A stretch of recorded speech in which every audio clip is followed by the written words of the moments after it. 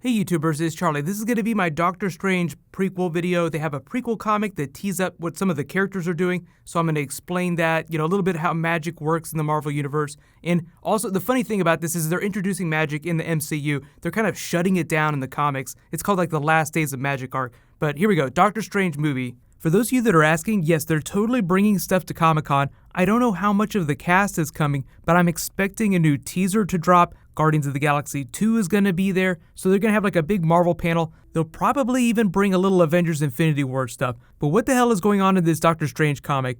So we're introduced to Mads Mikkelsen's character, and it kind of sets up his relationship with the other characters, with Wong, with the Order of Magic that he belongs to. The twist is that Caecilius is not evil in this prequel comic, so at some point in the beginning or before Doctor Strange picks up, like immediately before the film, he turns bad. So the A story of the comic is basically them trying to chase down someone who stole an artifact that allows him to harness dark energy, which in the Marvel Universe is called Zero Matter. They actually use that as one of the MacGuffins during the Agent Carter TV series during Season 2. But Caecilius is one of the disciples of the Ancient One. Just like Baron Mordo, we haven't met Doctor Strange yet. Like, the story of the movie is all about him becoming Sorcerer Supreme and joining the Order. So while all this stuff in the prequel comic is happening, he's still a total douchebag doctor. But the other twist that I kind of brushed over a little bit is that Baron Mordo is not evil, and he's not going to be evil in the movie either. He's kind of like the Winter Soldier, Loki type character to Doctor Strange's Captain America, Thor. So just like Loki and Thor fought like brothers when the Thor movie picked up, then things got a little more complicated. That sounds like what's going to be happening with Baron Mordo in the future, but not necessarily in this first Doctor Strange movie, which I think is great. It just gives them a place to go in the future movie. So what it seems like is happening when they're using magic is that it involves tapping into energy from another dimension, which just sounds like a really trippy way for people to tap into magic, but I do like that idea. There's like a dimension beyond ours, like the dark dimension, which is part of the Doctor Strange comics, which they can tap into. They've also added this visual component to it that kind of looks like martial arts, so that's probably going to look pretty cool, but you can understand why they would visualize it that way, so that it's not just like Gandalf pointing his finger at something. That's not quite as interesting given some of the other stuff that we've seen in the Marvel Universe. I would expect that that is some of the stuff that they will show off in new Comic-Con footage, like what it actually looks like when they're weaving magic. We learn that Wong is just one of the other members of the Order. He's not going to be Doctor Strange's manservant or anything like that like he used to be in the comics. He's just going to be another person in the Order like Baron Mordo or Caecilius. They introduce Daniel Drum, whose brother in the comics ends up becoming Dr. Voodoo, one of the future Sorcerer Supremes after Doctor Strange, so they're definitely seeding some really big stuff for this Doctor Strange universe. You have to remember that each of these Avengers-level characters are franchises in and of themselves, so they kind of have to build their own universe that exists outside of the big team-up films. So just like Thor has Asgard, all the people from the Thor comics, Doctor Strange has all these mystical people from his comics, so they're going to introduce a lot of them.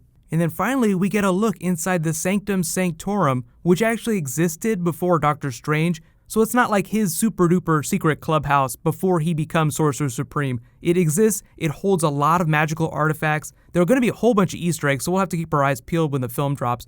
But if you look back here, you can see his cloak of levitation. So in addition to being like a magical fortress, it's also a place where they keep a lot of artifacts, kind of like Odin's Vault, which just has like a whole bunch of Easter eggs in it. So this will actually, like, looking for Easter eggs in the Sanctum Sanctorum will get you super hyped for revisiting Odin's Vault in Thor Ragnarok.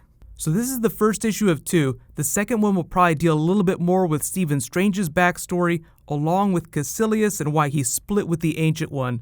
And if you remember, Tilda Swinton is playing the Ancient One in this. She's basically Tibetan. That's the way they explain it. I can't wait to see how Marvel deals with Fin Fang Foom. I don't think they would ever do it in a million years, but I would love to see Fin Fang Foom show up during the Iron Fist series, because that is when you really start getting into the mystic arts in the Daredevil universe. But the really cool thing about Defenders is that Doctor Strange was a member of Defenders in the comics, so we might see some Easter eggs going back and forth. But I'm not expecting any of the bigger characters to cross over between Daredevil and the movies anytime soon. Like, they even said Avengers Infinity War, like the likelihood of a big crossover is pretty slim. So don't hold your breath for Defenders characters being in Infinity War, but that could change anytime. But let me know in the comments, like, what do you guys want to see them bring to Comic-Con from Doctor Strange? Really, I think the hardest job that they have is to explain how magic works, what it looks like inside the Marvel Universe, because Loki has a certain form of magic, but in the comics, it's a little different from Doctor Strange's form of magic. There's many different types of magic in the comics. I think the movies are going to try to simplify that a little bit. So I'm actually really excited. Like whatever it ends up being, it's going to look so trippy and so different from anything we've seen in the Marvel Universe before. It is going to be awesome. And Mads Mikkelsen is just going to be fantastic as the villain. 2 Hannibal Lecters in the Marvel Universe now. Too bad he's not going to have any scenes with Odin.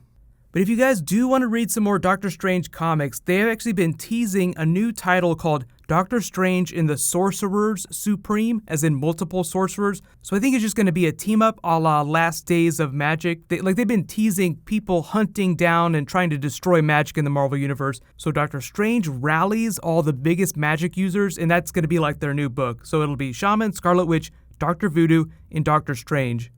So what's going to happen next week is I'm going to start doing some more Comic-Con videos. I'll probably start doing a Marvel giveaway in addition to the DC giveaway. There's always like a couple giveaways that happen every week. So be sure to subscribe to get everything. And if there's any like specific Comic-Con videos or any comic book videos that you guys want me to do, just let me know in the comments. While you guys wait for my next video to post, you can click here for my Spider-Man Homecoming behind the scenes video, and you can click here for new Suicide Squad footage. I talk a little bit about Harley Quinn and Joker and Batman in the film too. So thank you so much for watching, everybody. Let's high five. I'll see you guys tonight.